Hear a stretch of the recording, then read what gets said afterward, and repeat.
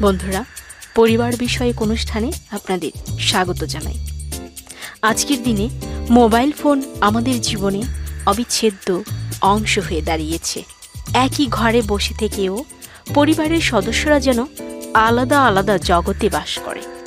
কেউ সোশ্যাল মিডিয়ায়, কেউ গেমে, কেউ অফিসের কাজে অনেক ব্যস্ত। ডাইনিং টেবিলে একসাথে বসা হলেও কথা কিন্তু খুবই কম হয়। চোখে চোখ রাখা যেন হয়ই না।